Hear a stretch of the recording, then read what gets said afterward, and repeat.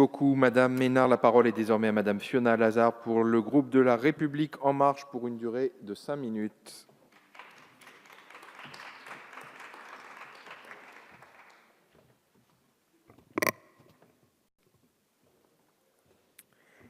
Merci, Monsieur le Président. Madame la Ministre, Madame la Présidente de la Commission des Affaires sociales, Monsieur le rapporteur, mes chers collègues. La France compte 11 millions d'aidants familiaux, des Françaises et des Français qui s'investissent au quotidien pour accompagner un proche, un parent, un conjoint, un enfant en perte d'autonomie. Nous connaissons toutes et tous une personne qui assume ce rôle. Certains d'entre nous, ici même, vivent cette situation directement. Cette réalité est celle de très nombreux Français, et nous sommes unanimes à saluer l'apport social important de ces 11 millions d'aidants.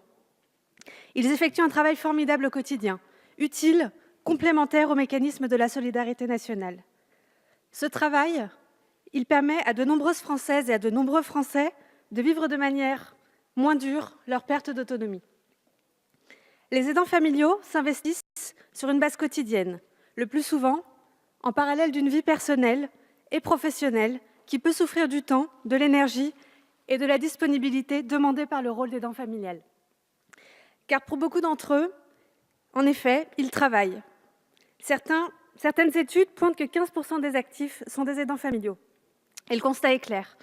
60% des aidants familiaux déclarent avoir du mal à concilier leur travail et leur rôle d'aidant.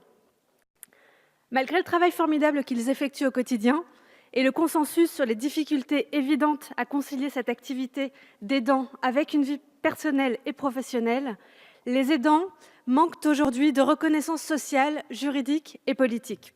Je veux donc saluer cette initiative parlementaire, quelques semaines après la Journée nationale des aidants du 6 octobre dernier, journée qui a mis en lumière les progrès que nous devons faire dans la reconnaissance et l'accompagnement des aidants. C'est d'autant plus important d'agir que le vieillissement de la population ou l'augmentation de l'espérance de vie vont amplifier le phénomène. C'est pourquoi, depuis plusieurs années, cette Assemblée a voté plusieurs mesures qui ont permis des avancées positives substantielles, parmi lesquelles l'institution d'une définition légale du proche aidant, l'instauration d'un droit de répit, la création du congé de solidarité familiale et du congé proche aidant, qui permettent de suspendre le temps de travail professionnel au profit du temps de travail domestique, ou encore le don de jours de repos à un parent d'un enfant gravement malade au travers de la loi du 9 mai 2014. Ce que propose la présente proposition de loi, c'est d'élargir le dispositif permis par cette loi aux aidants familiaux. Devant le constat partagé des difficultés que vivent les aidants familiaux, cette proposition de loi va bien sûr dans le bon sens, puisqu'elle permettra de dégager du temps pour leur activité d'aidant sans impact financier pour les aidants, grâce au mécanisme vertueux du don. Mais c'est aussi une mesure qui participera, même si c'est au premier abord moins évident, directement à promouvoir l'égalité entre les femmes et les hommes. En premier lieu, parce que les femmes sont les premières concernées. La majorité des aidants sont des aidantes, ce sont des femmes, 60 à 75% selon les études. Elles représentent par ailleurs une part importante des personnes âgées isolées, du fait d'une espérance de vie plus longue et parce qu'elles ont souvent plus de mal à financer cette dépendance, du fait de salaires plus bas lorsqu'elles étaient en activité. Mais surtout, cette proposition de loi participe de cette grande cause parce que les femmes sont les premières à être impactées dans leur vie professionnelle par le statut d'aidant. Les femmes sont en effet davantage concernées que les hommes par une interruption d'activité ou une réduction de temps de travail. Cela est notamment dû au fait que les dispositifs de congés qui existent aujourd'hui, et dont il ne s'agit pas de remettre en cause ici le bien-fondé, incitent davantage les femmes à les utiliser.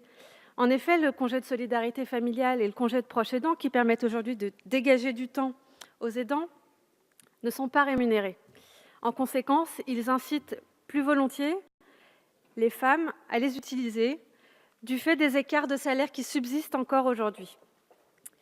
Ainsi, devant le constat de la situation difficile des aidants et de la nécessité de créer des dispositifs facilitateurs pour ces femmes et ces hommes qui s'impliquent au quotidien, et parce que j'ai la conviction que c'est là aussi l'occasion d'apporter une pierre supplémentaire au combat qui est le nôtre, celui de notre grande cause nationale, l'égalité entre les femmes et les hommes, je soutiens donc et voterai cette proposition de loi.